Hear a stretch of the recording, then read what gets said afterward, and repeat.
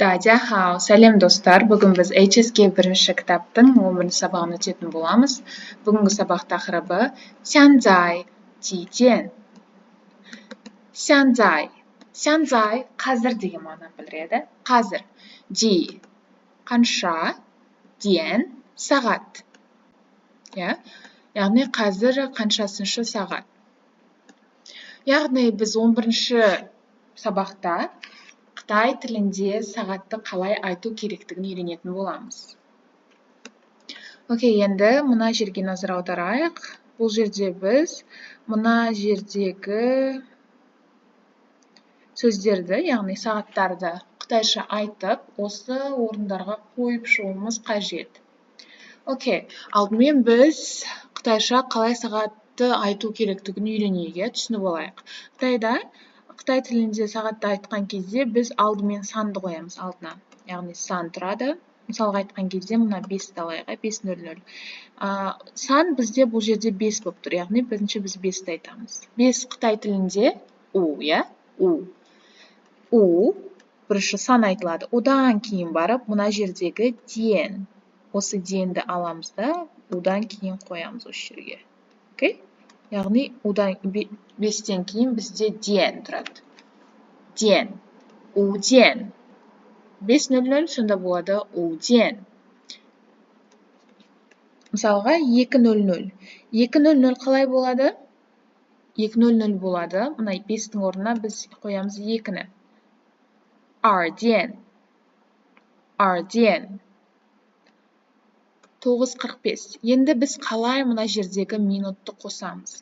Минутты қосқан кезде біз жай ғана бірінші сан тұрады, одан кейін сағат тұрады. Дәл осыны қайталаймыз.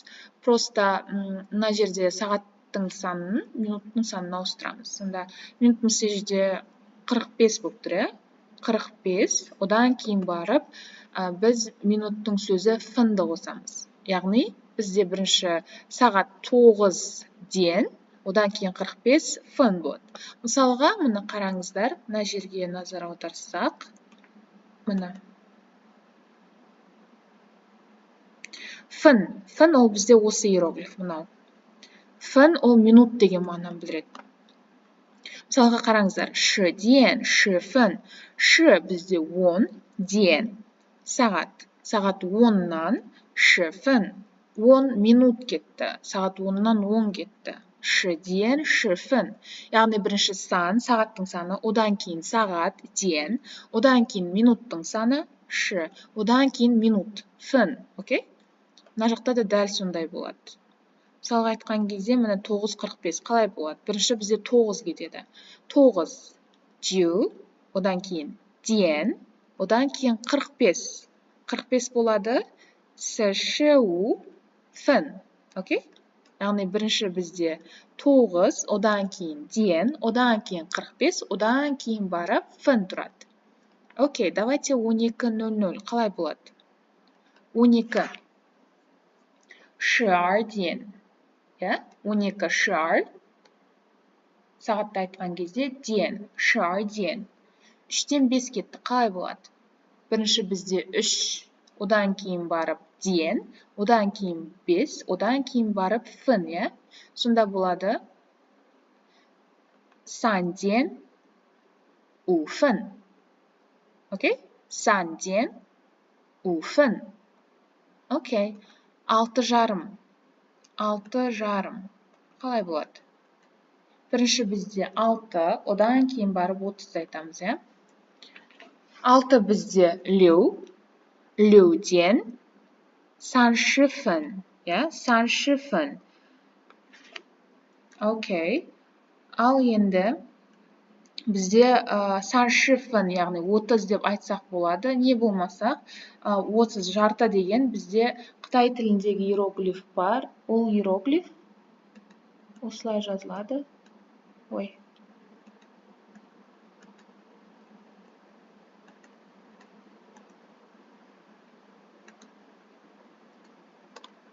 Бан. Хорошо? Жарты, мысалға айтқан кезде 6:30 болады. Лю диен бан. Окей? Лю диен бан. екі версия бар. Бірінші бізде 6 ден, одан кейін барып яғни 30, одан кейін минут деп айтсақ болады. Болмаса 6 ден, одан кейін бан десек болады. Яғни 6ден 30分 десек болады. 6ден бан десек болады. Хорошо? Мынау иероглиф бізде жарты деген сөзді білдіреді. Окей. 10-нан 10 кетті. Қалай айтамыз? 10ден 10分. Окей. Яғни сағатты түсіндік, иә? Қалай айтатын? Яғни біз бірінші не істейміз? Біз бірінші уақытты, яғни сағатты қоямыз. Одан кейін ден тұрады. Егер минутымыз бар болса, минуттың уақытын қоямыз. Одан кейін барып минуттың иероглифі, яғни фен тұрады. Жарты, яғни 30 болса, біз көп жағдайда банды қолданамыз. Хорошо? Окей. Давайте енді жаңа сөздерге өтейік. Бүгінгі жаңа сөздер. Бірінші сөз сянцай. Сянцай бұдан алдын өтті, қазір деген мағынаны білдіреді. Екінші сөз ден. Ден ол бізде сағат. Фен ол бізде минут деген мағынаны білдіреді. Жоңу бұл бізде түс деген мағынаны білдіреді. Обед, түс. Обед уақытысы, иә? Одан кейінгі сөзіміз чифан. Чифан біз алдыңғы сабақтарда өткенбіз, иә? Чи ол бізде етістік жеу. Фан ол бізде тағам деген мағынаны білдіреді. Яғни тамақ жеу, чифан. Тамақ жеу. Окей, енді текстке назар аударайық. Сянцай жиден. Сянцай айтылғандай қазір деген мағынаны білдіреді. Жи қанша, ден сағат. Яғни қазір қанша сағат болып тұр, иә? Сағат қанша қазір? Сянцай 10点10分. Сянцай қазір 10点10 сағат, яғни сағат 10 10分. 10 минут, яғни қазір сағат 10-нан 10 кетті дейді. 10点10分. 中午几点吃饭? 中午обедте 几点 қанша уақытта? 吃饭 吃тамақ жеу. Жеу, фан тамақ. Яғни обедте қанша уақытта тамақ жейміз, иә? 吃饭 тамақ жеу керек. 12点吃饭. 12 10 2 яғни 12, иә? 12 ден, яғни сағат 12-де 吃饭 тамақ жейміз дейді. Сағат 12-де тамақ жейміз.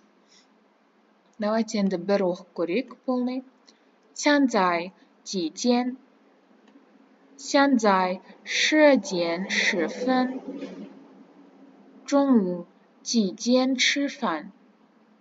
12点吃饭. Окей. Енді екінші текстке назар аударайық. Жаңа сөздері.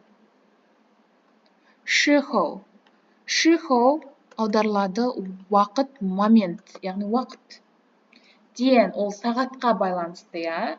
Мысалы, 10 ден, 2 ден, иә? Сағат 2, 10 деген сияқты. Ал 时候ол уақыт.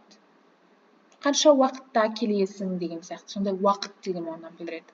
Хуэй ол бізде қайту деген мағынаны білдіреді. Мысалға айтқанда үйге қайту деген сияқты. Осы хуэй. И уомен. Біз алдыңғы сабақтарда білеміз, иә? Ол мен деген мағынаны білдіреді. Ал мына одан кейінгі тұрған иероглиф бұл бізде мін. Мысалға мынау мін деп оқылады. Бұл иероглиф қосылатын болса, ол көпше түрге айналдырып жібереді. Мысалға айтқан кезде мына жерде уомен, мен, ал уомен біз деген сөз. Мысалға айтқанда тағы ни ол сен, немін ол сендер. Тағы та ол бізде ол деген мағынаны білдіреді, ал тамын болады олар.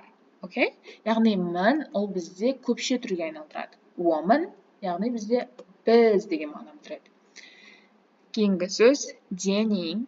Денег ол бізде фильм, кино деп аударылады. Окей, енді текстке назар аударайық. 爸爸什么时候回家？ 爸爸 ол бізде әке де, әке. 什么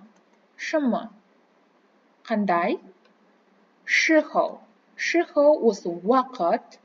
回 қайту. 家 үйге. Яғни әкем қанша уақытта үйге қайтады? Қай уақытта үйге қайтады, иә? 爸爸什么时候回家？ 下午5点 下午бізде түстен кейін 5 ден уақыт, яғни түстен кейін сағат 5-те дейді. 下午5点 我们什么时候去看电影？ 我们 біз 什么 қай 时候 бізде уақыт. 去 бару. kan бізде көру деген мағынаны білдіреді. Денег кино. Яғни біз қай уақытта кино көруге барамыз? 我们什么时候去看电影？ 6点30分 6点сағат 6-да, иә, мынау сағат 6, одан кейін ден сағат 6-да. 30分 яғни 30 分болады бізде 30 минут, яғни сағат 6-дан 30 кеткенде деп. Тағы да біз 30 минутты қалай айтамыз? Бан деп айтамыз, иә? Бан деп алмастырсақ та болады. Окей, давайте енді толық бір оқып көрейік. 爸爸什么时候回家？ 下午5点 我们什么时候去看电影？ 6点30分 Окей. Енді үшінші текстке назар аударайық. Жаңа сөздері. Бұл жердегі бірінші сөз ол жу. Жу ол бізде өмір сүру. Тұру деген мағынаны білдіреді. Бір жерде тұру, иә? Жу өмір сүру. Тен ол бізде алдын деген мағынаны білдіреді. Алдын. Окей. Және мына жерде Бейжің. Бейжің ол бізде Пекин. Иә? Қытай астанасы Пекин. Бейжің. Окей, текстке назар аударайық. 我星期一去北京. 我 мен 星期бұл бізде апта, иә? Ал 星期 понедельник, яғни апта күндерін. 星期бізде апта күндерін айтқан кезде қолданылады. Мына арқасындағы санына байланысты біз қай апта күні екенін білеміз. И болса дүйсенбі, ар болса сейсенбі, иә? Сонда 我星期一 мен дүйсенбі күні去барамын Бейжің Пекинге. Мен дүйсенбі күні Пекинге барамын. 你想在北京住几天? 你 сен 想 қалайсың, иә, қалау, иә? 在北京Пекинде, иә? 在北京Пекинде住几天? жить өмір сүру. 几天қанша күн? Тен күн, иә? Қанша күн? Яғни сен Пекинде қанша күн өмір сүргің келіп тұр, иә? Қанша күн өмір сүргуді қалайсың? Сяң ол қалау деген мағынаны білдіреді. Иә, мынау қалау. Окей. 住3天. 住өмір сүру. 3天 3 күн. Яғни 3 күн тұрамын дейді. 3 күн сояқта боламын. 3 күн тұрамын.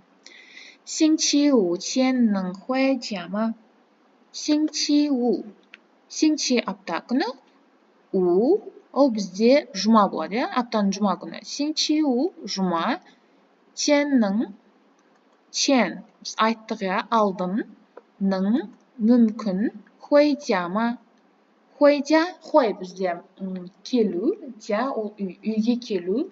Ма ол бізде сұрақ қойған кезде көмекші сөзіміз. Сонда 星期五千能回家吗 яғни жұма күнге дейін деген бұл жерде мынау чен беріп тұр иә жұма күнге дейін үйге қайта аласың ба ның ол бізде бір нәрсені жасай аласың ба деп тұр иә сонда 星期五前能回家吗 жұма күнге дейін үйге қайта аласың ба ның мүмкін иә қайтуым мүмкін деп тұр ның енді толық оқып көрейік 我星期一去北京你想在北京住几天住3天星期五前能回家吗能 окей давайте енді мына жерге қарайық біз бұдан алдын өттік иә что сағатты айтқан кезде бірінші сан тұрады иә бірінші сан тұрады одан кейін барып уақыты тұрады мысалға айтқанда ден иә егер минутымыз бар болса осыдан кейін минутты қоямыз одан кейін барып фынды қоямыз иә окей осы жерде сол туралы мысалға айтқан кезде 9 қалай болады 9件 11 болады 11件иә сағат 2 болады 2件2件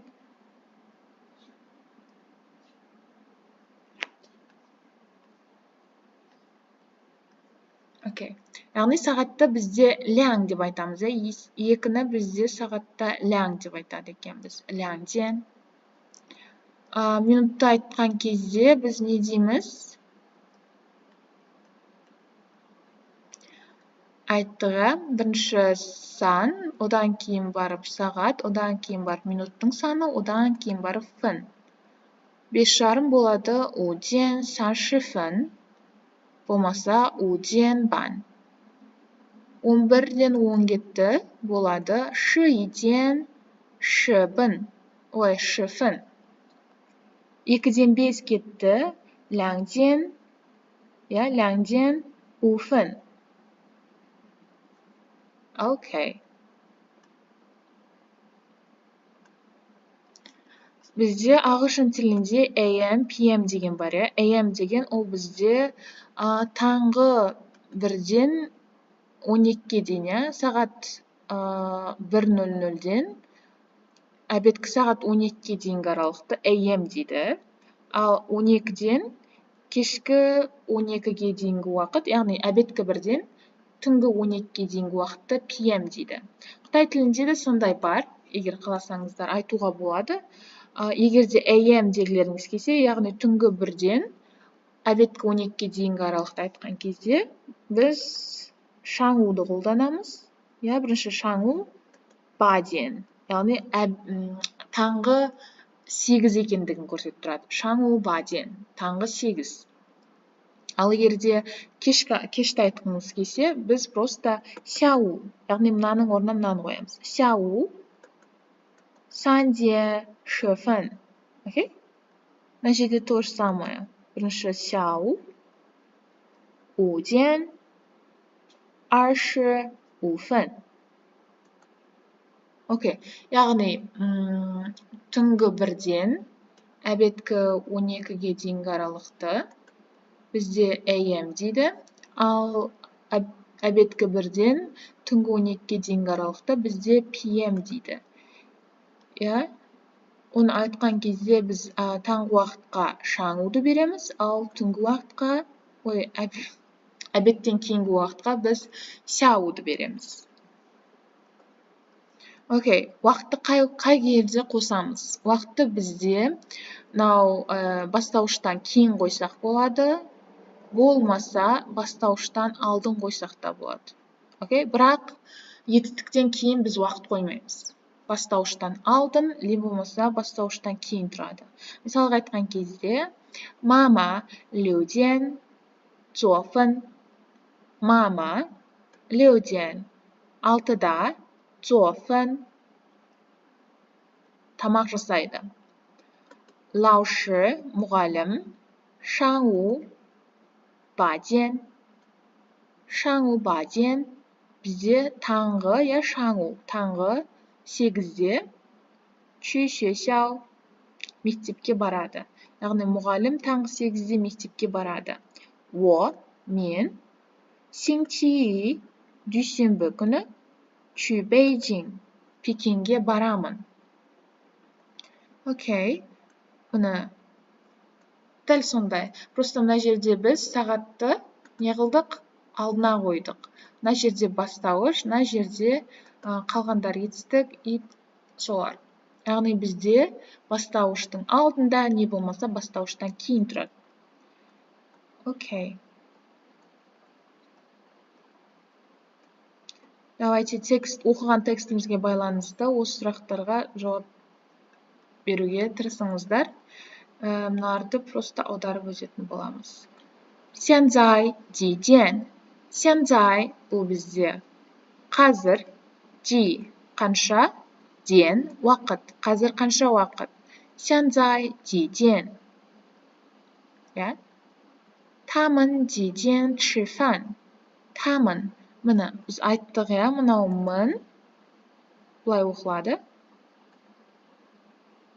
Бұл бізде көпше түр жасайды деп, мін.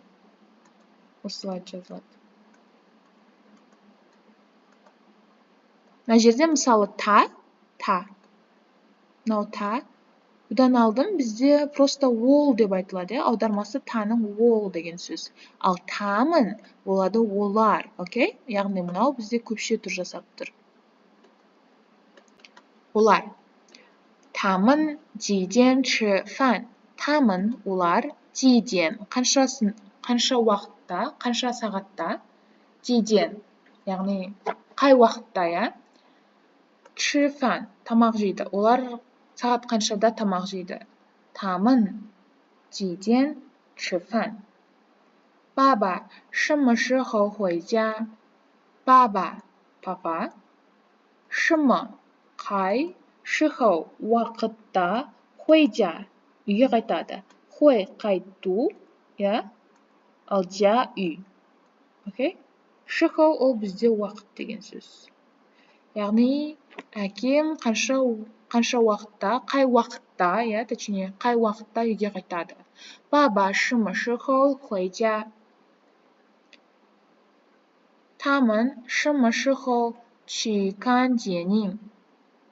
他们 ол 什么时候 қай уақытта去бізде бару, барады, кан көру, денең кино. Яғни ол қай уақытта кино көруге барады. Та去哪儿? 什么时候能回家? Та ол去бару, нар, қайда. Яғни ол қайда барады?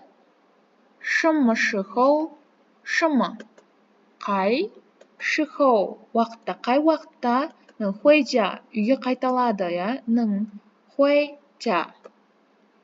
Тексттен оқығанымызға байланысты осы сұрақтарға жауап беріп көріңіздер. Осымен біздің бүгінгі сабақ аяқталады. Бүгінгі сабақ түсінікті болды деген ойдамын. Яғни біз бүгінгі сабақ арқылы Қытай тілінде қалай қай уақытты қалай айту керектігін үйрендік деп ойлаймын. Сонымен сау болыңыздар.